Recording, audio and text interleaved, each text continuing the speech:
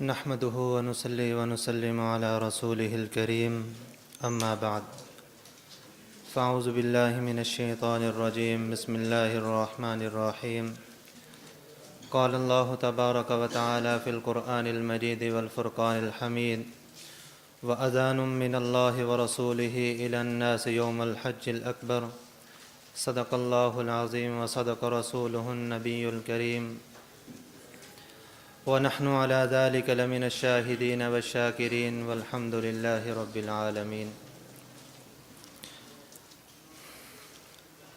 آج ہم نے جو عنوان آپ حضرات کے سامنے بیان کرنا ہے یا آپ کے سامنے تکرار کرنا ہے، اس عنوان اور اس فائل کا خلاصہ پہلے آپ حضرات کے سامنے بیان کروں گا، اور اس عنوان کا نام کلمات اذان و اقامت ہے۔ کلمات اذان و اقامت کی فائل کا خلاصہ 5 چیزیں ہیں۔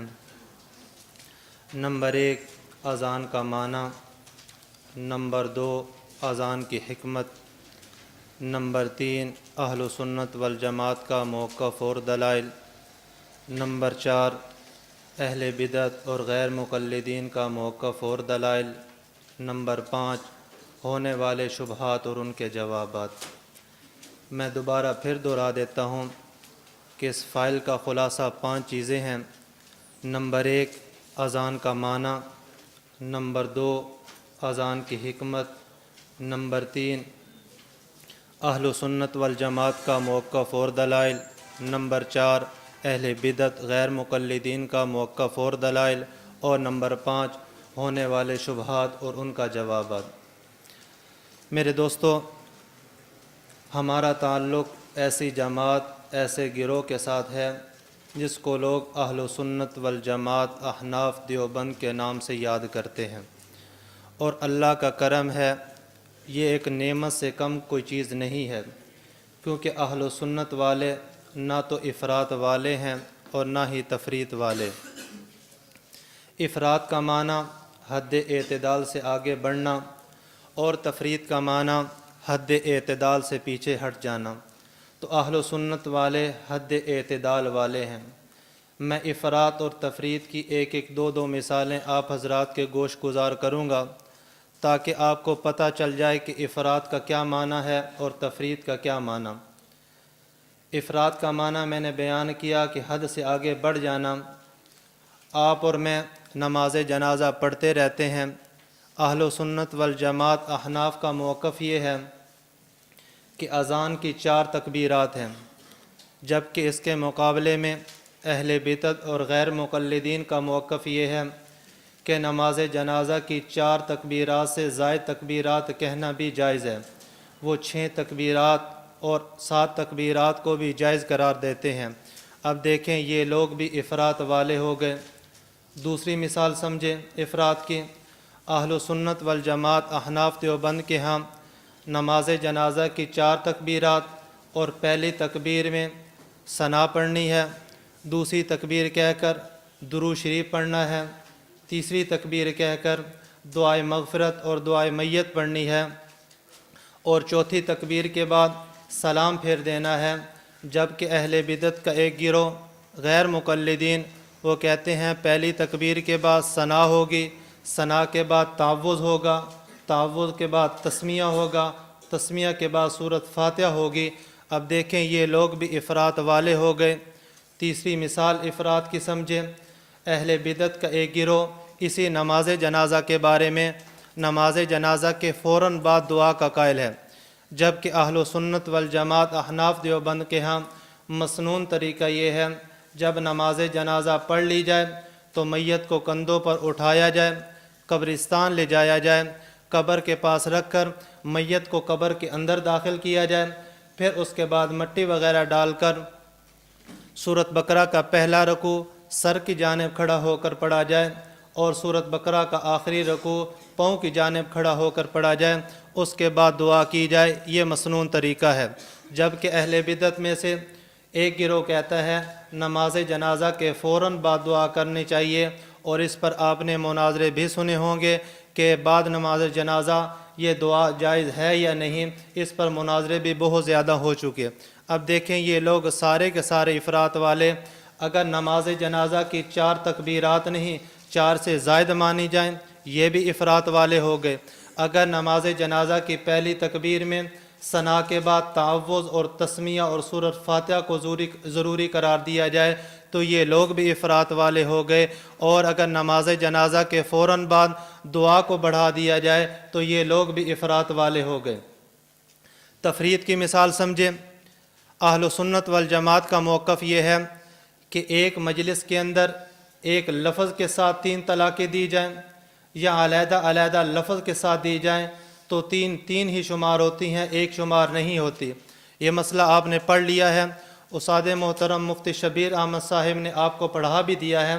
تو اہل سنت کا یہی موقف ہے کہ ایک مجلس کی 3 طلاقیں 3 ہی شمار ہوتی ہیں، جبکہ اہل بدعت غیر مقلدین کا موقف یہ ہے کہ ایک مجلس کے اندر ایک لفظ کے ساتھ دی جانے والی 3 طلاقیں یا ایک قول کے ساتھ 3 طلاقیں دی جائیں تو وہ 3 شمار نہیں ہوتی بلکہ ایک شمار ہوتی ہے۔ یہ لوگ تفریط والے ہو گئے۔ دوسری مثال سمجھیں، اہل سنت والجماعت کا متفقہ عقیدہ صحابہ کے دور سے 1957 تک چلا آ رہا تھا۔ اہل سنت والے آپ علیہ الصلاۃ والسلام اور دیگر انبیاء کرام کو قبر مبارک کے اندر بتعلق روح حیات مانتے ہیں۔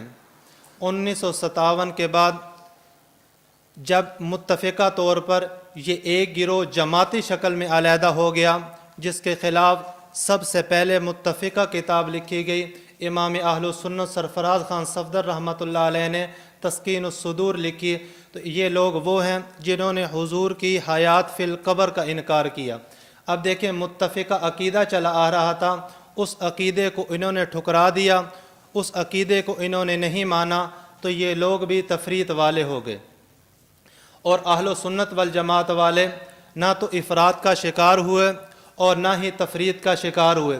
اذان کے بارے میں دیکھیں تو اذان کے بارے میں بھی یہی معاملہ چلا، کچھ لوگ تو افراط والے ہو گئے اور کچھ لوگ تفریط والے ہو گئے۔ اذان کے بارے میں کیسا ہوا؟ اذان اہل سنت والجماعت والوں نے اذان وہ لی ہے جو آپ علیہ الصلاۃ والسلام نے صحابہ کو سکھائی، جو آپ علیہ الصلاۃ والسلام کو حضرت عبداللہ بن زید رضی اللہ تعالیٰ عنہ نے خواب کے اندر دیکھی تھی اور خواب سنایا تھا، وہی اذان صحابہ نے سیکھی، وہی تابعین نے سیکھی، وہی آج 1400 سال تک اذان اور اقامت چلتی آ رہی تھی۔ لیکن ہوا کیا، کچھ لوگ ایسے تھے جنہوں نے اذان کے اندر بھی تفریط کی اور اذان کے شروع کے اندر الصلاۃ والسلام علیک یا رسول اللہ کے الفاظ کا اضافہ کر لیا، یہ لوگ بھی افراط والے ہو گئے۔ کچھ اور لوگ ہوئے جنہوں نے اذان کے اندر افراط کا شکار ہو گئے، انہوں نے اذان کے شروع میں تو اضافہ نہیں کیا لیکن اذان کے درمیان کے اندر اضافہ کیا، انہوں نے کہا علی ولی اللہ خلیفۃ رسول اللہ۔ اب دیکھیں یہ لوگ بھی افراط والے ہو گئے۔ تیسرا گروہ وہ جس نے اذان کے اندر افراط نہیں کیا، جس نے اقامت کے اندر افراط نہیں کیا، لیکن اس نے آ کر اذان کو تو نہ چھیڑا، اقامت کے اندر آ کر انہوں نے تفریط کا شکار ہو گئے۔ انہوں نے اقامت کے بارے میں کہتے ہیں کہ اقامت کے اندر اکیرے اکیرے الفاظ ہوں گے، دوہرے الفاظ نہیں ہوں گے، ان کو آپ غیر مقلدین کے نام سے یاد کرتے ہیں۔ اور اذان اور اقامت کے بارے میں چوتھا موقف پھر اہل سنت کا آ جائے گا کہ انہوں نے اذان حضور والی لی اور اقامت بھی حضور والی لی ہے۔ تو یہ اللہ کا کرم ہے کہ اللہ نے ہمارا تعلق، ہماری نسبت، ہماری وابستگی اہل سنت والجماعت والوں کے ساتھ فرمائی۔ میرے دوستو، یہ عقیدے کی بات کب سے چلی ہے؟ یہ جو غیر مقلدین کا وجود آیا، آپ دیکھیں بریلویوں کا وجود آیا، جماعت المسلمین والوں کا وجود آیا، مماتیوں کا وجود آیا، یہ کب سے آیا ہے؟ اگر آپ نے کچھ تاریخ کے ساتھ آپ کی وابستگی ہو، اگر تاریخ آپ پڑھیں تو اس ہندوستان، موجودہ پاکستان اور انڈیا اور سابقہ ہندوستان اور بنگال کی سرزمین، یہ ایک ایسی سرزمین تھی جہاں پر اسلام لانے والے، اسلام قبول کرنے والے، اسلام کی اشاعت کرنے والے سارے کے سارے اہل سنت والجماعت حنفی تھے۔ جب 13ویں صدی کا آغاز ہوا، اس وقت سے ان فتنوں کا وجود آیا، اور فتنوں کو لانے والا کون تھا؟ انگریز۔ اس سے پہلے یہ فتنے نہیں تھے۔ آپ دیکھیں 13ویں صدی کے بعد یہ سارے کا سارا معاملہ پیش آیا۔ انگریز نے جب اس پاک سرزمین پر اپنے ناپاک قدم رکھے تو اس نے دیکھا کہ اگر ہم ایسے جنگ کرتے رہے تو مسلمان ہم سے علیحدہ ہی رہیں گے، ان کے درمیان سے ایسے لوگ کھڑے کرو جو شکل و صورت کے اعتبار سے مسلمان محسوس ہوتے ہوں اور یہ آپس میں لڑیں اور ہم حکومت کرتے رہیں۔ یہ ضابطہ انہوں نے دیا، یہ پرنسپل اور اصول انہوں نے دیا اور مسلمانوں کو انہوں نے علیحدہ کر دیا۔ 1857 کی جنگ آزادی دیکھیں، یہ کون سی ایسی وجہ تھی جو وجود کے اندر آئی؟ یہ بھی انگریز کے خلاف تھی۔ 1866 کے اندر دارالعلوم دیوبند کی بنیاد رکھی گئی۔ یہ کس وجہ سے رکھی گئی تھی؟ یہ بھی انگریز کو روکنے کے لیے رکھی گئی تھی۔ اس کے بعد دیکھیں، اگر غیر مقلدین کا وجود آیا تھا تو یہ بھی انگریز ہی کا ایک فتنہ اٹھا ہوا تھا جس کو روکنے کے لیے میرے اکابر نے کام کیا تھا۔ اس کے بعد دیکھیں 1901 کے اندر مرزا غلام احمد قادیانی نے نبوت کا دعویٰ کیا، یہ بھی انگریز کا ٹاؤٹ تھا۔ اس کے بعد دیکھیں 1957 کے اندر اہل سنت سے ایک گروہ علیحدہ ہو کر جس نے جماعت بنا لی اور مماتیت اور پنجپیری کے نام سے اور پتھری کے نام سے اس کو یاد کیا جاتا ہے، یہ بھی انہی سے نکلا ہوا تھا۔ اس کے بعد دیکھیں 1995 کے اندر جماعت المسلمین مسعود احمد بھی ایسی نے جماعت بنائی، یہ بھی انہی سے نکلے ہوئے تھے۔ اب دیکھو 12 صدیاں ایسی گزری ہیں، اس کے اندر کوئی فتنہ نہیں تھا، لیکن 12 صدیوں کے بعد جب 13ویں صدی شروع ہوئی تو یہ سارے کے سارے فتنے وجود میں آتے گئے۔ معلوم ہوا انگریز سے پہلے کوئی فتنہ نہیں تھا۔ اور اگر آپ ان کے تراجم اٹھا کر دیکھیں، ان کی شروحات اٹھا کر دیکھیں، ان کی کوئی کتاب اٹھا کر دیکھیں، انگریز کے آنے سے پہلے نہ آپ کو ان کا کوئی ترجمہ ملے گا، انگریز کے آنے سے پہلے نہ آپ کو ان کی کسی حدیث کی شرح ملے گی۔ یہ سارے کے سارے انگریز کے آنے کے بعد شروع ہوئے۔ معلوم ہوا یہ انگریز ہی نے ہمارے خلاف کھڑے کیے تھے۔ اور یہ بات میں نہیں کر رہا، یہ غیر مقلدین کا وکیل جس کو وہ مجتہد العصر کہتے ہیں، مولانا حسین بٹالوی، وہ کہتا ہے مذہب کی آزادی اور خود اجتہادی کی یہ ہوا یورپ سے چلی اور ہندوستان کے گلی گلی، کوچے کوچے اور بستی بستی سے ہوتی ہوئی اس نے ہندوستان کی سرزمین کے اندر نہ تو ہندوؤں کو ہندو اور نہ ہی مسلمانوں کو مسلمان چھوڑا۔ میں نے کہا بالکل بات آپ نے ٹھیک کہی، ہم بھی یہی کہتے ہیں کہ انگریز کے بعد ہی یہ فتنہ وجود کے اندر آیا، انگریز سے پہلے یہ فتنہ وجود کے اندر نہیں تھا۔ آپ پنجاب میں دیکھیں ان کی پہلی مسجد کون سی بنی؟ پنجاب کے اندر پہلی مسجد لاہور کے اندر جناح والی کے اندر یہ مسجد بنی ہے، جس کے پہلے خطیب عبداللہ چکڑالوی تھے جو بعد کے اندر منکرین حدیث ہو گئے۔ اس مسجد کے دوسرے خطیب کون تھے؟ مرزا غلام احمد قادیانی تھا جس نے 1901 کے اندر نبوت کا دعویٰ کیا۔ تو یہ سارے بعد کے ہیں۔ اور دیکھیں ان کے پہلے جو مدرسہ انہوں نے بنایا وہ مدرسہ ان کا نہیں تھا، حالانکہ اہل سنت والجماعت والوں کا تھا۔ شاہ اسحاق صاحب رحمۃ اللہ علیہ دہلی کے اندر پڑھاتے تھے۔ جب برطانوی حکومت نے ان کو جلا وطن کر دیا تو اس مدرسے پر جس نے اپنا تسلط بٹھایا تھا وہ ان کا شیخ الکل مولانا نذیر حسین تھا۔ تو ان کا اپنا پہلا مدرسہ بھی نہیں تھا۔ تو یہ بات اور یہ ساری کی ساری دلیلیں اس بات کا وجود ہیں کہ یہ سارے کے سارے ان کا وجود انگریز کے ہندوستان کے اندر جب اس نے اپنے پاؤں گاڑے اس کے بعد ان کا وجود آیا ہے۔ ہمارے اکابرین نے ہر دور میں ان کے خلاف کام کیا ہے۔ اگر دیکھیں مولانا قاسم نانوتوی رحمۃ اللہ علیہ کی بات، تو مولانا قاسم نانوتوی رحمۃ اللہ علیہ جہاں پر آپ کو دارالعلوم دیوبند کے بانی نظر آتے ہیں، اگر عقیدے کی بات آئی ہے، تراویح کا مسئلہ چلا تھا تو انہوں نے بھی کتاب لکھی مصباح التراویح، اور اگر قرات خلف الامام کا مسئلہ چلا تو توثیق الکلام کتاب لکھی۔ مولانا قاسم نانوتوی کا ہم اثر مولانا رشید احمد گنگوہی رحمۃ اللہ علیہ، اگر ان کو دیکھیں تو انہوں نے بھی کتاب لکھی، ہدایت المعتدی فی قراءت المقتدی کتاب لکھی۔ اگر تیسرے نمبر پر ہم دیکھیں جو وقت کا صوفی جس کو لوگ حکیم الامت مجدد الملت شاہ اشرف علی تھانوی رحمۃ اللہ علیہ کے نام سے یاد کرتے ہیں، جب تقلید کی باری آئی تو انہوں نے بھی رسالہ لکھا جو امداد الفتاوی کے اندر لگا ہوا ہے۔ انہوں نے اس رسالے کا نام رکھا الکلام الفرید فی التزام التقلید، یہ رسالہ انہوں نے لکھا۔ اگر بات آ جائے दारुल देवबंद के पहले फाजिल जिसको लोग शेख उल हिंद मौलाना महमूद हसन देवबंदी रहमतुल्लाह अलैह के नाम से याद करते हैं, तो जब उनकी बारी आई और उन्होंने भी जब इस फ़िरक़े बातिला का देखा कि ये इतना ज़्यादा तेज़ी से फैल रहा है, तो उन्होंने भी किताब लिखी अदिल्ला कामला। अब देखिए शेख उल हिंद रहमतुल्लाह अलैह, ये दारुल देवबंद की एक पहचान थी। अगर मौलाना कासिम नानोतवी के इल्म का सही माना में किसी ने देखना हो तो शेख उल हिंद रहमतुल्लाह अलैह को देखो। ये बात मेरी नहीं, मेरे अकाबिर की बात है। मौलाना अशरफ अली थानवी रहमतुल्लाह अलैह फरमाया करते थे, अगर किसी ने शेख उल हिंद रहमतुल्लाह अलैह की तारीफ़ सुननी हो तो मुझसे यूँ सुने कि शेख उल हिंद ये शेख उल आलम है। और मौलाना रशीद अहमद गंगोही रहमतुल्लाह अलैह फरमाते थे कि मैं शेख उल हिंद, हालांकि है शागिर्द थे, कहते थे मैं शेख उल हिंद को समझता हूँ ये इल्म का एक गट्ठा है। मौलाना आशिक इलाही मिर्ठी रहमतुल्लाह अलैह फरमाते हैं कि मैं शेख उल हिंद रहमतुल्लाह अलैह को तरीक़त का बादशाह कहता हूँ। ये वो शेख उल हिंद रहमतुल्लाह अलैह हैं। और शेख उल हिंद रहमतुल्लाह अलैह का जो उस्ताद थे, उस्ताद भी मौलाना कासिम नानोतवी, मौलाना रशीद अहमद गंगोही जैसे उस्ताद थे। ये वो कौन कहता था कि अनार का दरख्त के नीचे ये बहने वाला पहला शागिर्द और पढ़ाने वाला मुल्ला महमूद, दोनों का नाम, उस्ताद का नाम भी महमूद था, शागिर्द का नाम भी महमूद था। कौन कहता था ये अनार के दरख्त के नीचे बहने वाला पहला शागिर्द जब यहाँ से निकलेगा तो पूरी दुनिया को अपने इल्म से रोशन करेगा।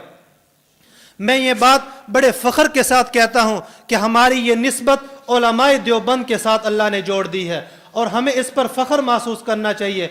मेरी तो हदीस के अंदर और बकिया सनद के अंदर भी दारुल देवबंद के उलमा का नाम आता है। मैं कहता हूँ, मैंने अगर बुखारी पढ़ी है, मुफ्ती ताहिर मसूद साहब दामत बरकातहुम आलिया जो शेखुल हदीस भी हैं और मुहतमिम भी हैं जामिया मिफ्ताहुल उलूम के, मैं कहता हूँ मैंने बुखारी उनसे पढ़ी है। और मुफ्ती मोहम्मद ताहिर मसूद साहब और उस्ताद मोहतरम पीर तरीक़त रहबर शरीयत मुतकल्लिम इस्लाम मौलाना मोहम्मद इलियास गुम्मन हफिज़हुल्लाह ताला, इन दोनों हजरात ने बुखारी पढ़ी थी। जामिया इमदादिया के बानी मौलाना मोहम्मद, कौन है जामिया इमदादिया का बानी जी? शेख नज़ीर अहमद साहब। शेख नज़ीर अहमद साहब से पढ़ी और शेख नज़ीर अहमद साहब ने बुखारी पढ़ी थी खैर मोहम्मद जालंधरी रहमतुल्लाह अलैह जो खैरुल मदारिस के बानी थे, और उन्होंने बुखारी पढ़ी थी मौलाना मोहम्मद यासीन सरहंदी से, और मौलाना मोहम्मद यासीन सरहंदी ने बुखारी पढ़ी थी शेखुल हिंद मौलाना महमूदुल हसन देवबंदी रहमतुल्लाह अलैह से, और मौलाना शेखुल हिंद मौलाना महमूद हसन देवबंदी रहमतुल्लाह अलैह ने बुखारी पढ़ी थी मौलाना कासिम नानोतवी और मौलाना रशीद अहमद गंगोही रहमतुल्लाह अलैह से। हमें तो फ़ख्र महसूस करना चाहिए कि हमारी निस्बतों के अंदर, हमारी हदीस की सनद के अंदर इन अकाबिरीन का नाम आता है। खैर, बात हो रही थी शेखुल हिंद रहमतुल्लाह अलैह की। शेखुल हिंद रहमतुल्लाह अलैह ने अदिल्ला कामला किताब लिखी है। आप इस अदिल्ला कामला का पस मंज़र समझें कि अदिल्ला कामला क्यों लिखी गई। शेख नज़ीर हुसैन बटालवी ने एक रिसाला शाये किया था। उस रिसाला और इश्तिहार के अंदर उसने 10 मसाइल ऐसे ज़िक्र किए थे जो अहले सुन्नत वल जमात के यहाँ थे। उसने कहा अगर कोई आदमी एक एक मसले पर एक एक हदीस पेश कर देगा तो उस वक़्त का वो कह रहा है कि मैं 10 रुपया उसको इनाम दूंगा। तो शेखुल हिंद रहमतुल्लाह अलैह ने उस इश्तिहार और उसका जवाब देने के लिए अदिल्ला कामला लिखी थी।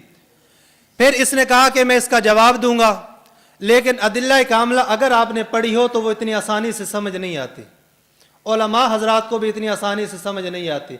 जब इसको समझ आनी नहीं थी तो इसने जवाब कहाँ से लिखना था, तो इसको समझ आई नहीं। फिर इनका एक जाहिल किस्म का आदमी था मौलाना अहसन अमरोही, जिसको ये अहसनुल मुनाज़िरीन कहते थे और बाद के अंदर वो कादियानी हो गया था। उसने फिर इसका जवाब लिखा, लेकिन फिर शेखुल हिंद रहमतुल्लाह अलैह ने इसका जवाब इज़ाहुल अदिल्ला के नाम से लिखा था, जो उसके बाद उन्होंने इसका जवाब नहीं लिख सके। शेखुल हिंद रहमतुल्लाह अलैह ने बड़ा अजीब जुमला कहा जब देखा कि इनका ये जो फ़क़ीहुल असर है और वकील गैर मुक़ल्लदियत है, इसने जवाब नहीं दे सका, तो एक जुमला कहा था, कहते थे कि इसके वादे माशूक़ बेवफ़ा की तरह साबित हुए। शेखुल हिंद रहमतुल्लाह अलैह के मामू थे अब्दुल्ला मुन्ने शाह, जिसकी परवरिश के अंदर शेखुल हिंद रहमतुल्लाह अलैह ने अपना इल्म हासिल किया और अपना सारे का सारा इन्होंने अपनी इल्मी काबिलियत मनवाई। हज़रत अब्दुल्ला मुन्ने शाह ये कौन थे? अब्दुल्ला शाह कहा जाता था, उर्फ के अंदर उनको मुन्ने शाह कहा जाता था। ये वो हज़रत थे जिन्होंने दारुल देवबंद की पहली ईंट रखी थी। दारुल देवबंद की जब बुनियाद रखने की बारी आई तो पूछा गया कि कौन सा ऐसा आदमी मुकर्रर करे जो दारुल देवबंद की पहली ईंट रखे। तो कहा वो आदमी होना चाहिए जिसने पूरी ज़िंदगी गुनाह नहीं बल्कि दिल के अंदर कभी भी गुनाह का कोई शैबा पैदा ना हो। तो सब हजरात ने जिस आदमी का इंतखाब किया था उसको अब्दुल्ला शाह और मुन्ने शाह कहा जाता था। ये मौलाना असगर हुसैन के वालिद मोहतरम थे। खैर, ये तो मुख्तसर सा मैंने आप हजरात के सामने तारुफ करवाया है कि हमारे अकाबिरीन कौन थे। अब हम अपनी फ़ाइल की तरफ चलते हैं कि मैंने जो आप हजरात के सामने फ़ाइल का खुलासा ज़िक्र किया है कि फ़ाइल का खुलासा 5 चीज़ें थी। अज़ान का माना समझे। लफ्ज़ अज़ान और आज़िना मादा ये कुरान पाक के अंदर भी इस्तेमाल हुआ है, ये लफ्ज़ भी इस्तेमाल हुआ, ये मादा भी इस्तेमाल हुआ, हदीस मुबारका के अंदर भी इस्तेमाल हुआ। अगर मुहद्दिसीन की आप शुरुआत उठाएं तो उनके अंदर भी ये इस्तेमाल हुआ, और अगर लुगत की किताबें उठाएं तो लुगत के अंदर भी अज़ान का माना बयान किया गया। जितनी किताबें उठाएंगे अज़ान के अल्फाज जो कुरान करीम के अंदर इस्तेमाल हुए वो तफसीर उठाएंगे, सारों के अंदर इसका माना ऐलान करना, ख़बर देना, आगाही करना माना इस्तेमाल हुआ है। कुरान पाक के अंदर सूरत आराफ के अंदर भी अज़ान का लफ्ज़ इस्तेमाल हुआ, सूरत तौबा के अंदर भी इस्तेमाल हुआ, सूरह यूसुफ के अंदर भी इस्तेमाल हुआ। आप अगर मुस्लिम शरीफ की शरह उठा लें, इमाम नववी रहमतुल्लाह अलैह जिनका नाम याह्या बिन शर्फ अन्नवी मुतवफ़ा 676 हिजरी, उन्होंने शरह मुस्लिम के अंदर इसका माना बयान किया अल-इलाम, ऐलान करना। अगर लुगत की किताब देखें तो राफ़िउल लुगात के अंदर भी यही माना बयान किया गया। अज़ान कहते हैं नमाजियों को नमाज के लिए बुलाना, इसका नाम अज़ान है। हमारे यहाँ दरसगाह के अंदर 4 तरह के अल्फाज इस्तेमाल होते हैं। नंबर 1 लुगत, नंबर 2 इस्तिलाह, नंबर 3 उर्फ़ और नंबर 4 आदत। ये आम तौर पर जो उलमाए किराम भी बैठे हैं, जो मुदर्रिसीन भी बैठे हैं, इस अल्फाज को इस्तेमाल करते हैं, तलबाए किराम भी इस्तेमाल करते हैं, और मुदर्रिसीन पढ़ाते हैं, और जो तलबाए किराम है वो इसको पढ़ते हैं। भाई लुगत के अंदर माना इसका ये होगा, इस्तिलाह के अंदर माना ये होगा, उर्फ़ के अंदर माना ये होगा, यह आदत ये होगी। लेकिन मैं कहता हूँ अक्सर तौर पर लुग़वी माना का मतलब क्या है, इस्तिलाही माना का मतलब क्या है, उर्फ़ का माना क्या है, आदत का माना क्या है, ये बहुत कम उलमाए किराम को पता होगा। अगर जिनको पता है तो मैं बतौर तकरार की ज़िक्र करता हूँ, अपनी इल्मी फ़जीलत आपके सामने ज़ाहिर नहीं करना चाहता, मैं सिर्फ बतौर तकरार की ज़िक्र करता हूँ कि लुगत कहते हैं हरूफ तहज्जी के वो अल्फाज जिनका मजमुआ उसी ज़ुबान के अंदर या किसी दूसरी ज़ुबान के अंदर उसका माना और लफ्ज़ ज़िक्र किया जाए, उसको लुग़वी माना कहते हैं। और इस्तिलाही माना किसी इल्मी और फ़न्नी गिरोह का आम माना को छोड़कर किसी ख़ास माना को ले लेना, इसको इस्तिलाह कहते हैं। मिसाल समझ लें, इसम अलिफ सीन मीम, अगर लुगत के अंदर देखें इसका माना होगा अलामत, और अगर नावियों के यहाँ देख लें तो नावी इसम किसे कहते हैं, जिसका माना समझ आ जाए और 3 ज़मानों में से कोई ज़माना भी उसके अंदर ना पाया जाए, इसको इसम कहते हैं। अब देखो उन्होंने इस ख़ास माना ही कर लिया है, आम माना को छोड़ दिया है। अगर आप कहें आदत किसे कहते हैं, आदत कहते हैं इंसान के दिल के अंदर जो शैबा पैदा होता है, इंसान के दिल के अंदर जो शैबा पैदा होता है, वो उस शैबे को और उस बात को जब अमली जामा पहनाया जाए और एक आदमी करने लग जाए, इसको आदत कहते हैं। और जब ये 2 लोग, 2 से ज़्यादा 10 लोग एक जमात करने लग जाए तो इसको उर्फ़ कहने लग जाते हैं, जिसको तामुल नास आपने पढ़ा होगा उसूल फ़िक़ह के अंदर, ये कहते हैं। तो अज़ान का इस्तिलाही माना हाफिज़ इब्न हजर अस्कलानी रहमतुल्लाह अलैह ने भी बयान किया है। फरमाते हैं अज़ान का इस्तिलाही माना है अल-इलाम बिवक़्तिस्सलात बिअल्फ़ाज़ मख़सूसा, मख़सूस अल्फाज के साथ नमाजियों को बुलाना, इसको अज़ान कहते हैं। अल्लामा बदरुद्दीन ऐनी वकील हनफियत उम्दतुल कारी शरह बुखारी जिल्द 4 के अंदर फरमाते हैं ऐलान मख़सूस बिअल्फ़ाज़ मख़सूसतिन फ़ी औक़ात मख़सूसा, के मख़सूस अल्फाज को मख़सूस वक़्त के अंदर अदा करने को और लोगों को नमाज के लिए बुलाने को अज़ान कहते हैं। دوسری چیز ہے اذان کی حکمت. اذان کی حکمت کے بارے میں امام یحییٰ بن شرف النووی رحمۃ اللہ علیہ نے 4 حکمتیں بیان کی ہیں. کہتے ہیں علماء نے اذان کے بارے میں 4 حکمتیں بیان کی. نمبر 1 اظہار و شعائر الاسلام. نمبر 2 وکلمۃ التوحید. نمبر 3 والاعلام بدخول وقت الصلاۃ وبمکانہا. نمبر 4 والدعاء الی الجماعہ. کہتے ہیں یہ 4 حکمتیں. پہلی حکمت اذان کی پہلی حکمت یہ ہے کہ اسلام کی علامت اور نشانی اور پرچار کرنا ہے. نمبر 2 اللہ کی وحدانیت کو بتلانا ہے. نمبر 3 نماز کا وقت اور نماز کی جگہ کے بارے میں بتانا ہے. نمبر 4 نماز کے بارے میں بتانا ہے کہ جماعت کا وقت ہو گیا, جماعت کے لیے تشریف لے آئیں. یہاں 2 طرح کی روایات آئیں گی.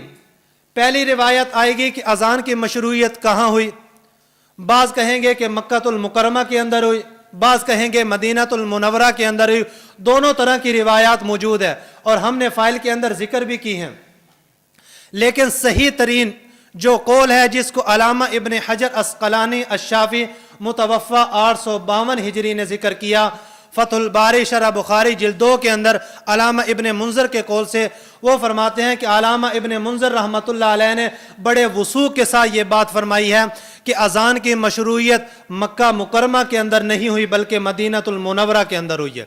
جو لوگ کہتے ہیں کہ مکہ المکرمہ کے اندر ہوئی, علامہ سہیلی رحمۃ اللہ علیہ نے روز الانف کے اندر اس بات کو تطبیق کے ساتھ بیان کیا کہ تطبیق پیش کر لے. پھر تطبیق کی یہ صورت ہوگی کہ اذان کی مشروعیت کے بارے میں روایات کے اندر جو الفاظ آتے ہیں کہ مکہ المکرمہ کے اندر ہوئی, وہ مکہ المکرمہ سے وہ الفاظ مراد ہوں گے جو آپ علیہ الصلوۃ والسلام نے معراج کی شب آسمان پر سنے تھے. اور اس پر دلیل کیا ہے؟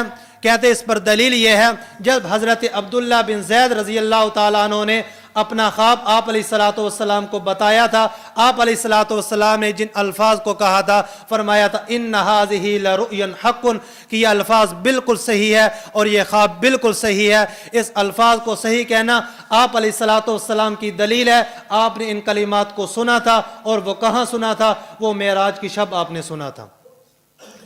پھر اذان کے بارے میں جو پس منظر ذکر کیا جاتا ہے 4 طرح کی روایات ہیں. نمبر 1 صحیح بخاری کی ہے, حضرت عبداللہ بن عمر راوی ہیں.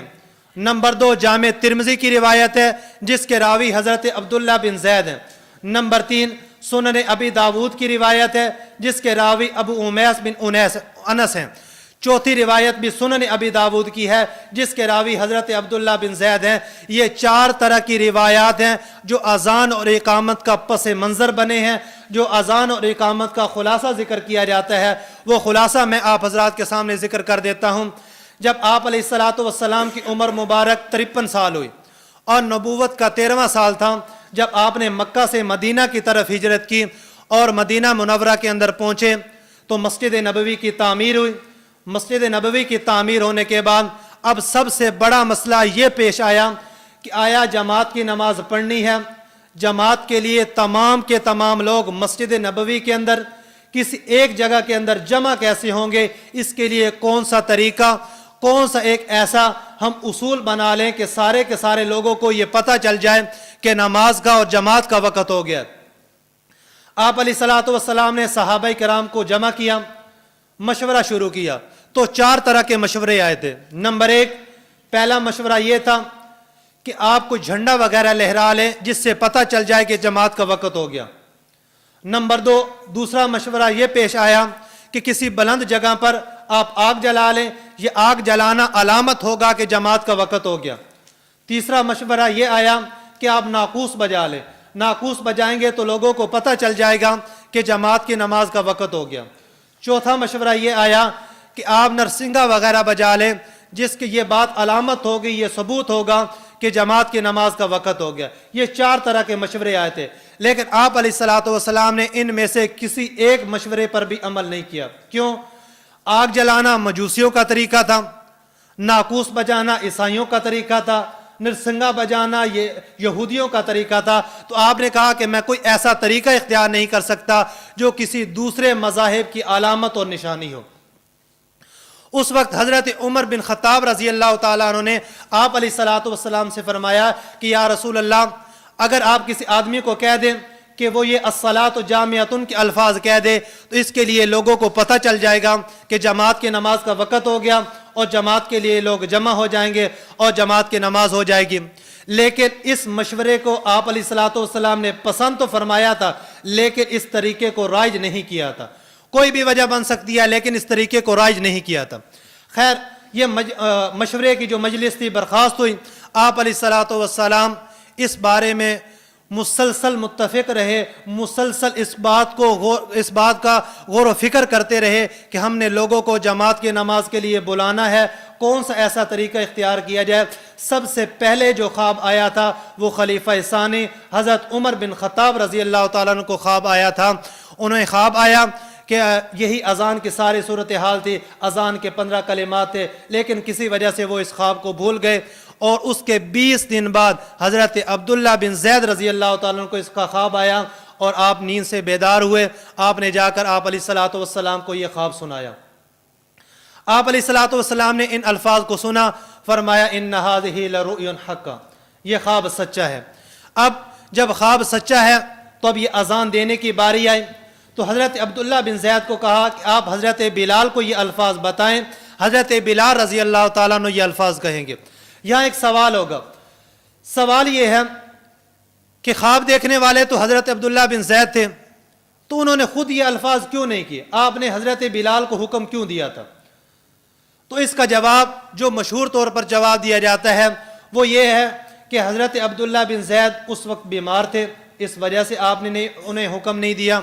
نمبر 2، دوسرا جواب یہ دیا جاتا ہے کہ ان کی آواز پست تھی، اور اذان کا مطلب یہ ہوتا ہے کہ لوگوں کو نماز کے لیے بلانا اور دعوت دینا۔ بلانے اور دعوت دینے کے لیے کسی ایسے آدمی کا انتخاب کیا جاتا ہے جس کی آواز بلند ہو اور یہ خبر آخر تک پہنچ جائے، تو وہ الفاظ اور وہ کلمات کہنے کے لیے، اور جس کی آواز بلند تھی وہ حضرت بلال حبشی رضی اللہ تعالیٰ عنہ تھے۔ حضرت بلال حبشی رضی اللہ تعالیٰ عنہ نے جب اذان کہی تو اذان کی ایک وجد اور ایسی یہ صورت تھی کہ ہر ایک آدمی کے کانوں تک یہ پہنچ گئی تھی۔ میں اس کو اپنے الفاظ میں کہتا ہوں کہ اذان دینے والا صحابی رسول ہو، عاشق رسول ہو، یار رسول ہو، محب رسول ہو، اور فضا بھی فضائے رسول ہو، حکم بھی حکم رسول ہو، اور دینے والا بھی بلال رسول ہو۔ پھر جب یہ اذان گونجے گی تو مدینہ منورہ کی ہر آدمی کے کان تک، ہر آدمی کے ذہن تک پہنچے گی۔ اس کے بارے میں وہی شعر یہاں پر صحیح فٹ آتا ہے کہ جو شاعر نے کہا تھا کہ دل سے جو بات نکلتی ہے اثر رکھتی ہے، پر نہیں طاقت پرواز مگر رکھتی ہے۔ حضرت بلال رضی اللہ تعالیٰ عنہ کی جو یہ الفاظ تھے، جو اذان کے کلمات تھے، جب یہ ہر آدمی کے کانوں تک پہنچے تو حضرت عمر بن خطاب رضی اللہ تعالیٰ عنہ نے ان الفاظ کو سنا تو گھر مبارک کے اندر موجود تھے، تو وہاں سے دوڑے اور الفاظ زبان پر یہ جاری تھے، والذی بعثک بالحق، اے نبی اس ذات کی قسم ہے جس نے آپ کو برحق بنا کر بھیجا، یہ خواب تو میں نے بھی دیکھا تھا۔ آپ علیہ الصلاۃ والسلام نے فرمایا، اے عمر آپ نے بیان کیوں نہیں کیا؟ کہا یا رسول اللہ میں کسی وجہ سے بھول گیا تھا، اب اگر میں اس خواب کو بیان کرتا تو حضرت عبداللہ بن زید رضی اللہ تعالیٰ عنہ کے دل کے اندر یہ بات پیدا ہو جاتی کہ میری اس فضیلت کو حضرت عمر بن خطاب چھیننا چاہتے ہیں۔ میں اس فضیلت اور اس تقاضا کی وجہ سے، تقاضا حیا کی وجہ سے خاموش رہا کہ میں یہ الفاظ اور اپنا یہ خواب آپ کو پیش نہیں کرتا۔ یہ جو 4 روایات پیش کیا اس پر 4 طرح کے اشکالات ہوں گے۔ نمبر 1، پہلا اشکال یہ ہوگا کہ خواب دیکھنے والے تو صحابی تھے حضرت عبداللہ بن زید، خواب دیکھنے والے تو خلیفہ ثانی حضرت عمر بن خطاب تھے، تو صحابی کا خواب تو حجت نہیں ہوتا، خواب تو نبی کا حجت ہوتا ہے۔ تو آپ نے جو اذان کی مشروعیت کے قائل ہیں، کہتے ہیں کہ اذان کی مشروعیت ہے، تو یہ جو اذان کی مشروعیت ہوئی یہ تو ایک صحابی کے خواب کی وجہ سے ہوئی، حضور کے حکم کی وجہ سے تو نہیں ہوئی، حضور کے خواب کی وجہ سے تو نہیں ہوئی۔ سوال تو ہے نا، ہم نبی کے خواب کو حجت مانتے ہیں نا، اور نبی کے خواب کو دلیل مانتے ہیں، تو خواب دیکھنے والے تو صحابی تھے، حضرت عبداللہ بن زید تھے، حضرت عمر بن خطاب تھے، تو ہم نے ایک صحابی کے خواب کو لے کر دین کا ایک مسئلہ بنایا ہے۔ ہم نے صحابی کے خواب کو لے کر اذان کو دین اسلام کی اور اذان کو ایک مشروعیت بنا لیا ہے، تو ہم نے تو صحابی کا خواب لیا ہے، نبی کا خواب تو نہیں لیا۔ اس کا جواب دیتے ہیں علامہ یوسف بن نوری رحمۃ اللہ علیہ معارف السنن کے اندر۔ علامہ یوسف بنوری جن کی وفات 1977 کے اندر ہوئی، علامہ یوسف بنوری رحمۃ اللہ علیہ یہ بھی علامہ انور شاہ کشمیری اور علامہ شبیر احمد عثمانی رحمۃ اللہ علیہ کے خاص شاگرد تھے۔ جب علامہ انور شاہ کشمیری اور علامہ شبیر احمد عثمانی رحمۃ اللہ علیہ دارالعلوم دیوبند سے علیحدہ ہو کر ڈھابیل کی طرف گئے تھے اور انہوں نے وہاں پر جو مدرسہ جامع اسلامیہ بنایا تھا، وہاں کے صدر مدرس بھی علامہ یوسف بنوری تھے، وہاں کے شیخ الحدیث بھی علامہ یوسف بنوری تھے۔ علامہ یوسف بنوری رحمۃ اللہ علیہ نے معارف السنن کی 6 جلدیں لکھی ہیں جو ترمذی شریف کی شرح ہے، لیکن یہ شرح مکمل نہیں ہے بلکہ آدھی کہہ لیں تو آدھی شرح تھی۔ علامہ یوسف بنوری رحمۃ اللہ علیہ نے یہ شرح لکھی ہے، اور علامہ یوسف بنوری رحمۃ اللہ علیہ یہ جامعہ بنوریہ کے بانی بھی ہیں، کیونکہ جب پاکستان بنا تو پاکستان بننے کے بعد یہ تو آ گئے، آنے کے بعد 1950 کے اندر اور یا 1951 کے اندر انہوں نے جو کراچی کے اندر بنوری ٹون قائم کیا، پہلے اس مدرسے کا نام جامعہ العلوم الاسلامیہ تھا، بعد کے اندر جب رجسٹرڈ کیا گیا، جب سرکاری طور پر نام رکھا گیا، اس وقت اس مدرسے کا نام جامعہ بنوری رکھا گیا تھا۔ پہلے اس مدرسے کا نام جامعہ العلوم الاسلامیہ تھا۔ علامہ یوسف بنوری وہ ہیں، مفتی شفیع رحمۃ اللہ علیہ ان کے بارے میں فرمایا کرتے تھے، علامہ یوسف بنوری رحمۃ اللہ علیہ وہ آدمی ہے کہ جو صحیح معنی میں علامہ انور شاہ کشمیری کے علم کا حامل ہے۔ اور علامہ یوسف بنوری رحمۃ اللہ علیہ اپنے استاد کے بارے میں فرمایا کرتے تھے، علامہ انور شاہ کشمیری رحمۃ اللہ علیہ کے بارے میں، الذی کان فی عصرہ فی الحدیث والادب العربی، کہ میرے استاد میرے شیخ ایسے ہیں جو حدیث کے اندر بھی ماہر ہیں اور عربی ادب کے اندر بھی ماہر ہیں۔ یہ میں اس علامہ یوسف بنوری کی بات کر رہا ہوں۔ علامہ یوسف بنوری اس شبے کا اس کا جواب فرماتے ہیں، وہ فرماتے ہیں دیکھو کہ یہ جو ہم نے اذان کی مشروعیت کے قائل ہیں، ہم اذان کی مشروعیت کے قائل ہم اذان کی مشروعیت کے قائل ہونے میں آپ علیہ الصلوۃ والسلام کے حکم کی وجہ سے ہم نے یہ اذان مشروع کی ہے، نہ کہ صحابی کے عمل کی وجہ سے۔ فرماتے ہیں فکان الامر بامر النبی صلی اللہ علیہ وسلم لا برؤی صحابی فقط، ہم نے جو اذان کو مشروع قرار دیا ہے یہ حضور کے حکم کی وجہ سے قرار دیا۔ کیوں؟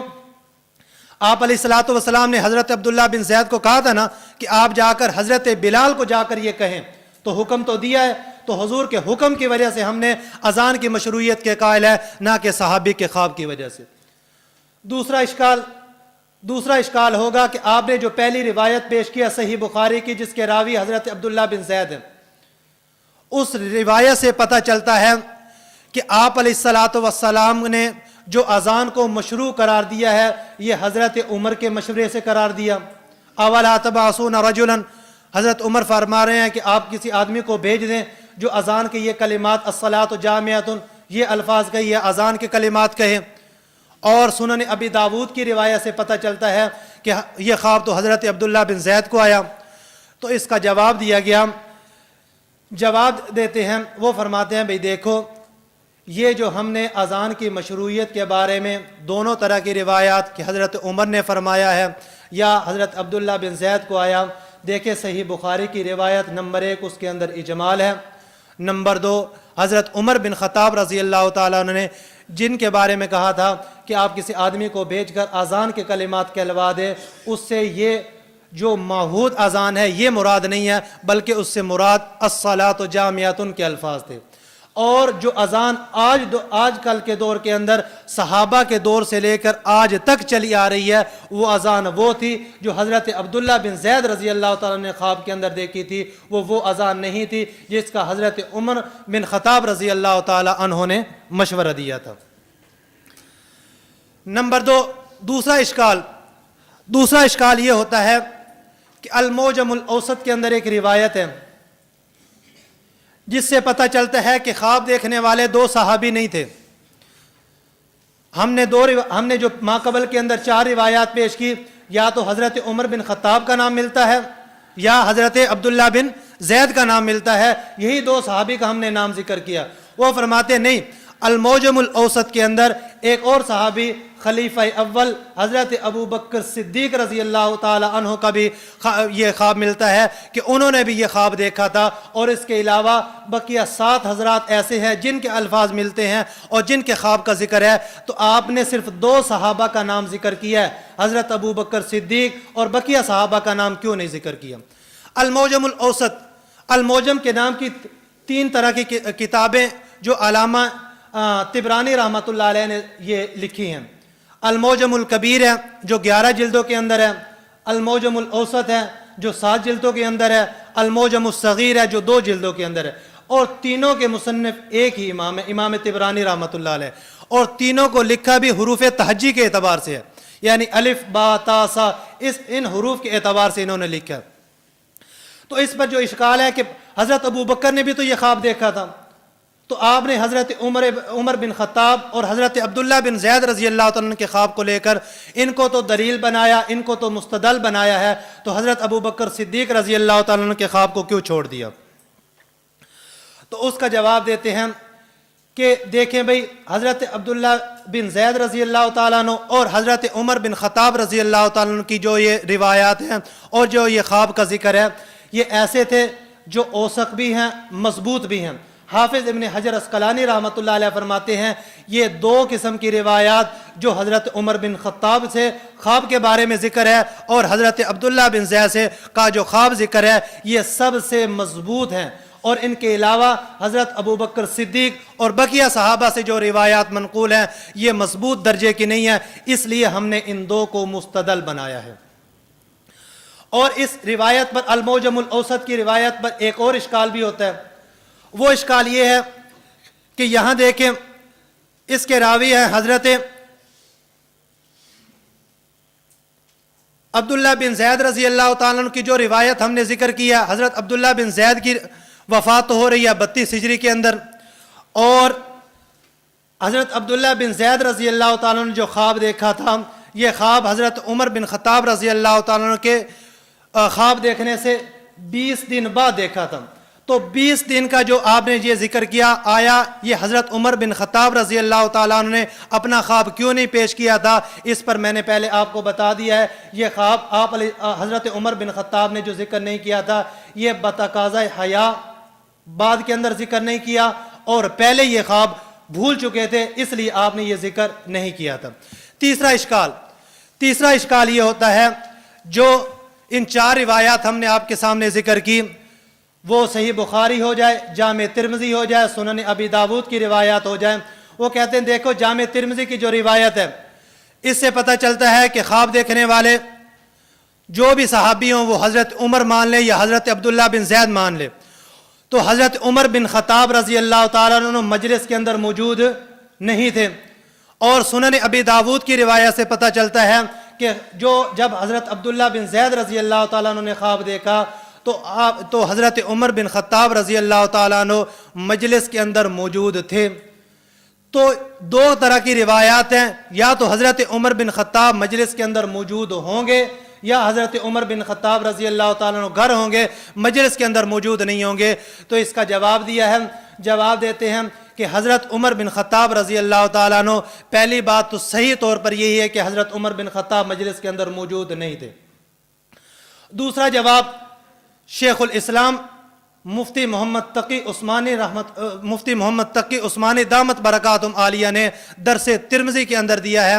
वो फरमाते हैं देखो, दोनों तरह की रिवायात हैं, दोनों तरह की रिवायात में तत्बीक की सूरत हम इख्तियार करेंगे। तत्बीक की सूरत क्या होगी?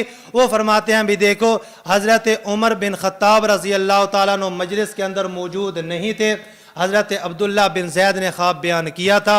हज़रत उमर बिन ख़त्ताब मजलिस के अंदर जब आए थे तो उन्हें वो ख्वाब पहले याद आ गया था। जब हज़रत अब्दुल्ला बिन ज़ैद ने वो अल्फाज हज़रत बिलाल को बताए, हज़रत बिलाल ने वो अल्फाज कहे थे, तो जब ये अल्फाज कहे हज़रत उमर को वो 20 दिन पहले वाला ख्वाब याद आया। अब हुजूर की मजलिस के अंदर आकर वो खामोशी इख्तियार की और बयान नहीं किया। ये हज़रत अब्दुल्ला बिन ज़ैद की फ़जीलत, कि उनको जो फ़जीलत मिली है वही फ़जीलत रहे, बस माज ये है। ये तत्बीक की सूरत अपना ले तो कोई इश्काल नहीं होगा। अगर ये तत्बीक की सूरत को छोड़ दिया जाए तो तरह तरह के सवालात पेश होंगे। آگے دیکھیں اذان اور اقامت کے بارے میں 3 طرح کے طریقے فائل کے اندر مذکور ہیں. 2 طرح کے طریقے تو جو سنن ابی داود کی روایات ہیں اور 1 طرح کا طریقہ صحیح مسلم کی روایت ہے. اقامت کے بارے میں بھی 3 طریقے، 2 سنن ابی داود کی روایت ہیں اور 1 صحیح مسلم کی ہے. بلکہ اذان کے بارے میں 3 طرح کے تو طریقے ذکر ہیں. اگر 1 طریقہ کتاب الآثار والا بھی ذکر کر لے تو 4 طرح کے طریقے آپ کو اذان و اقامت کے ملیں گے. ایک تو طریقہ وہ جو اہل سنت والجماعت کے ہاں، حنفیوں کے ہاں آج رائج ہے. نمبر 1، سب سے پہلے 4 طرح کے الفاظ یعنی تکبیرات 4 مرتبہ کہی جائیں گی. پھر اس کے بعد شہادتین 4 مرتبہ کہی جائے گی، 4 اور 4 8 ہو گئے. اس کے بعد 4 مرتبہ حی علی الطاعین کہی جائے گی، 12 ہو گئے. پھر اس کے بعد 2 مرتبہ تکبیر کہی جائے گی، 14 ہو گئے. پھر اس کے بعد تحلیل لا الہ الا اللہ کہا جائے گا. تو یہ 15 طرح کے الفاظ جو اہل سنت والجماعت احناف کے ہاں رائج ہے یہ ہے. دوسرا جو عام طور پر ترجیح وغیرہ کہتے ہیں کہ ترجیح دینا، اس کے اندر شروع کے اندر تکبیر بھی وہی ہے 4 طرح کے الفاظ. اس کے بعد جو شہادتین ہے پہلی مرتبہ تھوڑی پست آواز سے کہے جائیں گے، اشہد ان لا الہ الا اللہ اور اشہد ان محمد رسول اللہ. یہ جو 2 کلمات ہے پہلے تھوڑی سی پست آواز سے، پھر اس کے بعد بآواز بلند کہے جائیں گے جو حضرت ابو محذورہ رضی اللہ تعالی عنہ کی دلیل تھی. تو وہ طریقہ ہے. تیسرا طریقہ کہ شروع کے اندر جو تکبیر ہے وہ 2 مرتبہ، باقی شہادتین 8 مرتبہ ہوگی. تو اس اعتبار سے یہ کلمات 17 بنیں گے. پہلے 15، دوسری جو روایت ہے اس کے مطابق 19 اور تیسری جو روایت ہے اس کے مطابق 17 بنیں گے. اور اقامت کے کلمات اہل سنت والجماعت احناف کے ہاں وہی ہیں جو اذان کا طریقہ صرف قد قامت الصلاۃ کا اضافہ کر کے اذان کے کلمات 15 ہیں اور اقامت کے کلمات 17 ہو جائیں گے. دوسرا طریقہ جو سنن ابی داود کی روایت کے اندر ہے کہ ہر کلمہ کو علیحدہ علیحدہ اکیرا اکیرا کہا جائے، ایک ایک کہا جائے. اللہ اکبر 4 مرتبہ، اس کو صرف 2 مرتبہ کہہ لیا جائے. اشہد ان لا الہ الا اللہ کو 1 مرتبہ، اشہد ان محمد رسول اللہ کو 1 مرتبہ. اس کے بعد حی علی الصلاۃ کو 1 مرتبہ. اس کے بعد حی علی الفلاح کو 1 مرتبہ. صرف قد قامت الصلاۃ کو 2 مرتبہ کہا جائے. تو اس اعتبار سے اقامت کے کلمات 11 بنیں گے.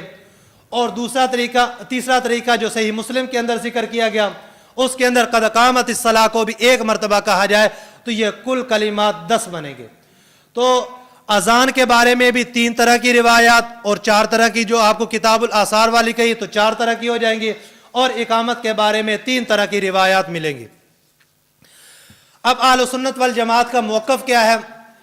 جو فتاوی عالمگیری جس کو فتاوی ہندیہ بھی کہا جاتا ہے، اس کے اندر اہل سنت والجماعت کا یہی موقف جو سنن ابی داود کی روایت کے اندر ذکر کیا گیا یہی کلمات ہیں کہ اذان کے کلمات 15 ہیں اور اقامت کے کلمات 17 ہیں. اور غیر مقلدین کے ہاں اذان کے کلمات تو 15 ہی ہیں. وہ کہتے ہیں کہ جو اقامت کے کلمات ہیں یہ کم ہیں، اس کے اندر وہ تفرید کے قائل ہوئے، انہوں نے کہا یہ اکیرے اکیرے ہیں اور 11 کلمات ہیں. اہل سنت والجماعت کے ہاں جو اس فائل کے اندر ہم نے دلائل ذکر کیے ہیں وہ 12 دلائل ہیں. ہم 12 دلائل کو نہیں بلکہ جن دلائل پر اعتراض ہوا ہے صرف ان دلائل کو ذکر کریں گے. پہلی دلیل دیکھیں مصنف ابن ابی شیبہ کی. امام ابو بکر عبداللہ بن محمد بن ابی شیبہ العبسی الکوفی متوفہ 235 ہجری، یہ جو روایت ذکر کی ہے کہ ان عبداللہ بن زید جاء الى النبی صلی اللہ علیہ وسلم فقال یا رسول اللہ رأیت فی المنام کأن رجلا قام وعليه بردان أخضران على جزمة حائط فأذن مسنا وقام مسنا وقعد قعدة قال فسمع ذلك بلال فقام فأذن مسنا وقام مسنا وقعد قعدة. یہ مصنف ابن ابی شیبہ کی جو روایت ہے امام ابن ابی شیبہ ذکر کرتے ہیں. وہ فرماتے ہیں یہ روایت جہاں تک اس کی سند کی بات ہے یہ صحیح ترین روایت ہے. اس پر جو ہونے والا اشکال ہے وہ اشکال سمجھیں. اشکال یہ ہوتا ہے کہ اس کے راوی ہیں حضرت عبداللہ بن زید جو صحابی ہیں جن کے وفات ہو رہی ہے 32 ہجری کے اندر، اور اس سے جو پچھلے راوی امام شابر امام عبد الرحمن اور امام عبد الرحمن بن ابی لیلہ ہیں جو تابعی ہیں، ان کی وفات ہو رہی ہے 83 ہجری کے اندر. ایک سند کے اندر ایک صحابی ہے جس کی وفات ہو رہی ہے 32 ہجری کے اندر، ایک تابعی ہے جس کی وفات ہو رہی ہے 83 ہجری کے اندر، 32 اور 83 کے اندر بہت زیادہ فاصلہ ہے، اور جب بہت زیادہ فاصلہ ہے تو یہ سند کا اتصال نہ رہا، جب سند کا اتصال نہ رہا تو یہ سند منقطع ہوگی، جب سند منقطع ہوگی تو اس روایت کو آپ نے مستدل کے طور پر سب سے پہلی روایت کیوں کہا ہے؟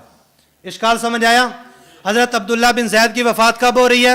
32 ہجری کے اندر، اور امام عبد الرحمن بن ابی لیلہ کی وفات ہو رہی ہے 83 ہجری کے اندر، اور دونوں کی وفات کے اندر کافی سالوں کا فاصلہ ہے۔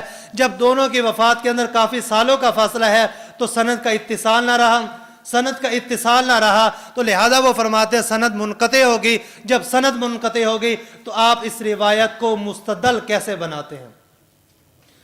جواب سمجھیں، جواب جہاں پر امام مسلم رحمۃ اللہ علیہ نے ایک ضابطہ بیان کیا ہے۔ امام مسلم رحمۃ اللہ علیہ کا نام مسلم بن حجاج القشیری، جن کے وفات 261 ہجری کے اندر ہو رہی، اور بڑا ایک عجیب اتفاق ہے، صحاح ستہ کے جو 6 مصنفین ہیں ان کی وفات تقریباً 50 سال کے اندر ہو رہی ہے۔ ان کی وفات آپ دیکھیں 250 کے بعد سے لے کر 300 ہجری تک ان کی وفات ہے۔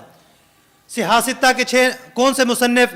امام بخاری رحمۃ اللہ علیہ، امام مسلم رحمۃ اللہ علیہ، امام ترمذی رحمۃ اللہ علیہ، سنن ابی داود کے مصنف امام سلیمان رحمۃ اللہ علیہ، اس کے بعد سنن ابن ماجہ کے جو مصنف ہو گئے، اور سنن نسائی کے ہو گئے۔ یہ 6 مصنفین تھے، ان کی وفات 50 سال کے عرصے میں ہو رہی۔ امام بخاری محمد بن اسماعیل البخاری، ان کی وفات ہو رہی ہے 256 ہجری کے اندر۔ امام مسلم رحمۃ اللہ علیہ مسلم بن حجاج القشیری کی وفات ہو رہی ہے 261 ہجری کے اندر۔ تیسرے مصنف دیکھیں علامہ ابن ماجہ رحمۃ اللہ علیہ، جن کا نام محمد بن یزید ہے، ان کی وفات ہو رہی ہے 273 ہجری کے اندر۔ چوتھے جو مصنف ہیں امام ابی داود، جن کا نام سلیمان بن اشعث السجستانی ہے، ان کی وفات ہو رہی ہے 275 ہجری کے اندر۔ اور چوتھے امام ترمذی رحمۃ اللہ علیہ، جن کا نام محمد بن عیسیٰ ہے، ان کی وفات ہو رہی ہے 289 ہجری کے اندر۔ اور آخری مصنف جن کی وفات ہو رہی ہے 303 ہجری کے اندر، وہ امام نسائی ہیں، امام عبد الرحمن احمد بن شعیب النسائی ہیں، ان کی وفات ہو رہی ہے 303 ہجری کے اندر۔ 256 سے لے لیں 303 ہجری کے اندر تو یہ تقریباً 57 یا 56 سال بنتے ہیں، تقریباً 46 یا 47 سال بنتے ہیں، 46 یا 47 سال بنتے ہیں، جس کو میں نے کہہ دیا تقریباً 50 سال بنتے ہیں۔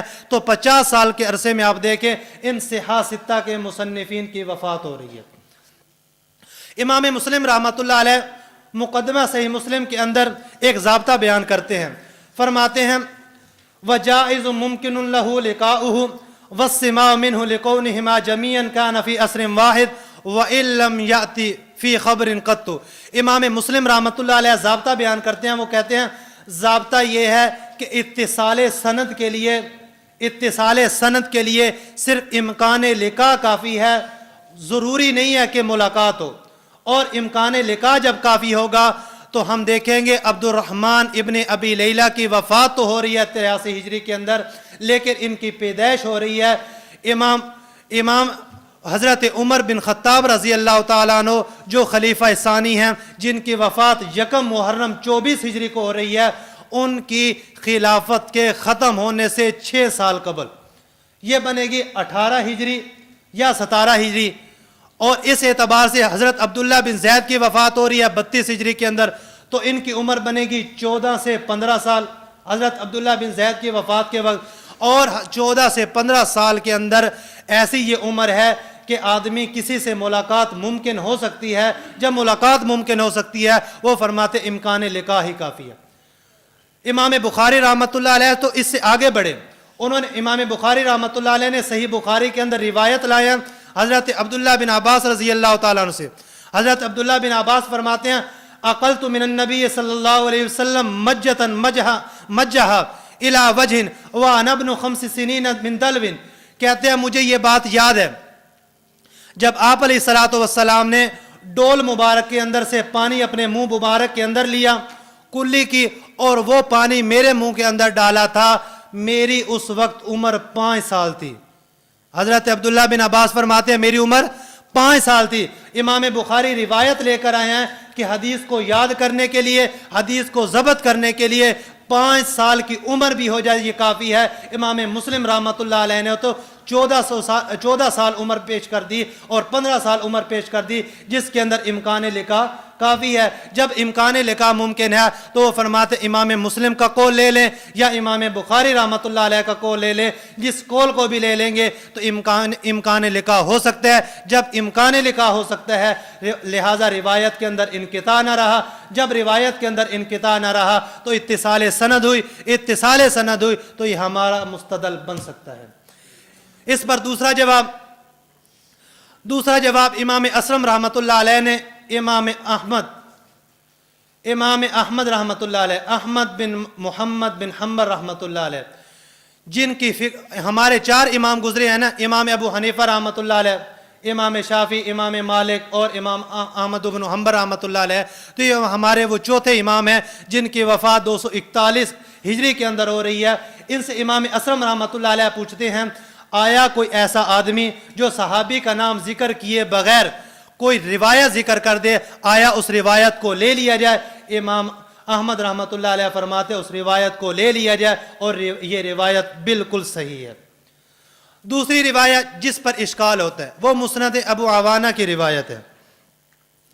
اس روایت کے راوی بھی حضرت عبداللہ بن زید ہے. کہتے ہیں سمیعت اذان رسول اللہ صلی اللہ علیہ وسلم فکان اذانہ و اقامتہ مسنا مسنا. اس روایت پر جو اشکال ہے, اشکال وہی سند پر اشکال ہے.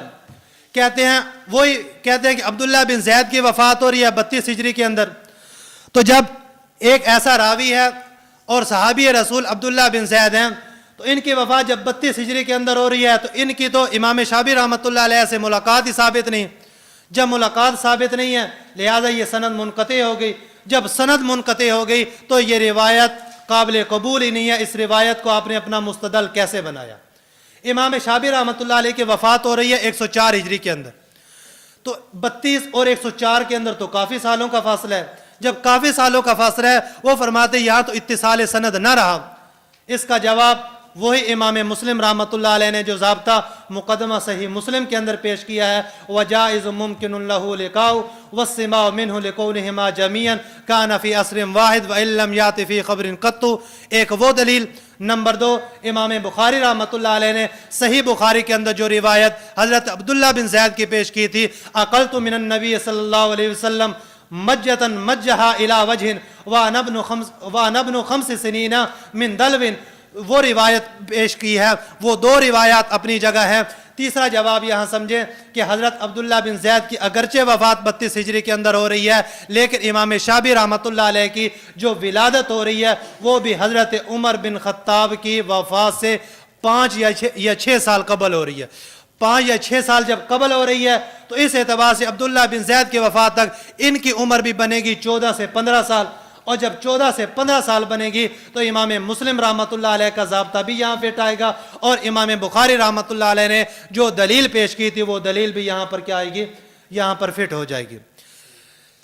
تیسرا اشکال اور تیسری روایت جس پر اشکال ہوا ہے وہ دلیل نمبر 6 ہے.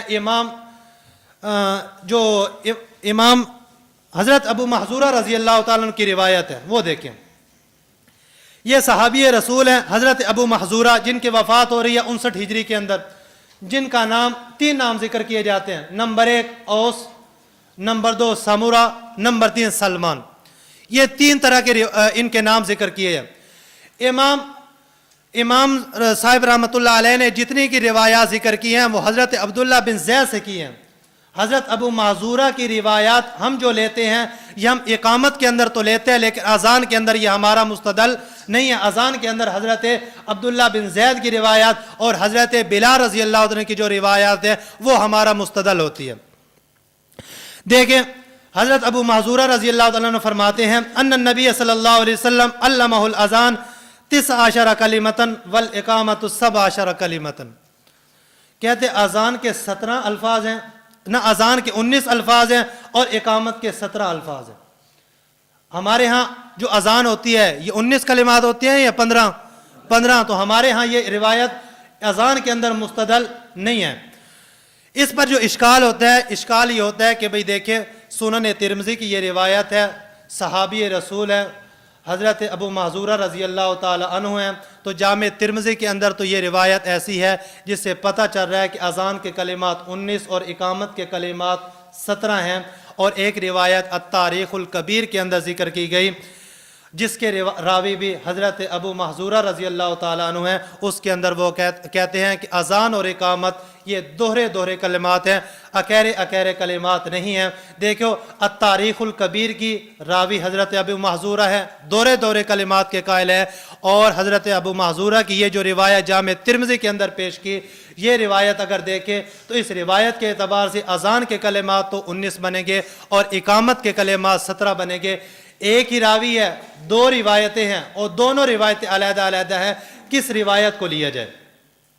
اس روایت کا جواب دیتے ہیں، وہ کہتے ہیں بھی دیکھو روایت کو جو دوہرے الفاظ والی ہے جو التاریخ الکبیر کے اندر پیش کی گئی، اس روایات کو کئی اعتبار سے ترجیح حاصل ہے۔ نمبر ایک تو یہ ہے کہ جو دوہرے الفاظ والی روایات ہے یہ ساری کے ساری وہ روایات ہے جن کی مطابقت موجود ہے، کوئی نہ کسی راوی سے یہ ایسی روایات موجود ہیں جن کے اندر دوہرے الفاظ موجود ہیں۔ نمبر 2، اور حضرت ابو محذورہ رضی اللہ تعالیٰ کی جو روایات ہیں، اس روایات کو صحیحین کے اندر بھی ذکر کیا، وہ چاہے صحیح بخاری ہو یا چاہے صحیح مسلم کی روایات ہو، ان کے اندر بھی ذکر کیا، تو اس اعتبار سے حضرت ابو محذورہ رضی اللہ تعالیٰ عنہ کی وہ روایات جو دوہرے الفاظ والی ہے ان کو ترجیح دی جائے گی، بقیہ روایات کو ترجیح نہیں دی جائے گی۔ آخر کے اندر غیر مقلدین کے 3 روایات ہیں، 3 روایات کا خلاصہ ذکر کر دیتا ہوں کیونکہ وقت پورا ہو چکا ہے۔ ان کا جو مستدل ہے وہ کہتے ہیں کہ اذان کے کلمات دوہرے ہیں اور اقامت کے کلمات اکیرے ہیں۔ ان کا جواب سمجھ لیں، جواب یہ ہے کہ انہوں نے جتنی روایات پیش کی ہیں وہ ساری کی ساری روایات ایسی ہیں جس کو منسوخ ان کے علماء نے خود بھی مانا ہے، ٹھیک ہے۔ اور اگر امام شوکانی رحمۃ اللہ علیہ جو غیر مقلدین کے پیشوا بھی ہیں، انہوں نے ذکر کیا، امام شوکانی کہتے ہیں کہ اگر آپ حضرت ابو معذورہ رضی اللہ تعالیٰ عنہ کی روایت لے لیں تو حضرت بلال رضی اللہ تعالیٰ عنہ کی جو روایت اقامت کے بارے میں ہے، اقامت کے بارے میں حضرت بلال کی روایات کو منسوخ مان لیں اور حضرت ابو معذورہ رضی اللہ تعالیٰ عنہ کی روایت کو ناسخ مان لیں، تو ان کا جو پیشوا امام شوکانی خود کہہ رہا ہے کہ حضرت بلال کی جو اقامت والی روایات ہے اس کو آپ ناسخ مان لیں، تو ان کے گھر کی دلیل ہے، ہماری کوئی بات نہیں۔ تو یہ سارے کا سارا آپ حضرات کے سامنے میں نے کلمات اذان و اقامت کے بارے میں مختصر طور پر تعارف ذکر کر دیا۔ آخر کے اندر پھر اس فائل کا اور اس عنوان کا خلاصہ ذکر کر دیتا ہوں کہ ہم نے جو یہ فائل ذکر کی، جو عنوان ذکر کیا ہے، اس کا خلاصہ 5 چیزیں ہیں۔ نمبر 1 اذان کا معنی، نمبر 2 اذان کی حکمت، نمبر 3 اہل سنت والجماعت کا موقف اور ان کے دلائل، نمبر 4 غیر مقلدین اور اہل بدعت کا موقف اور ان کے دلائل، اور آخر کے اندر جو شبہات تھے ان کے جوابات۔ یہ 5 چیزیں اس فائل کا خلاصہ تھا، یہ 5 چیزیں یہ جو ہم نے عنوان پڑھا ہے اس کا خلاصہ تھا۔ اللہ تعالیٰ سے دعا ہے کہ ہم نے جو یہ عنوان پڑھا ہے اس پر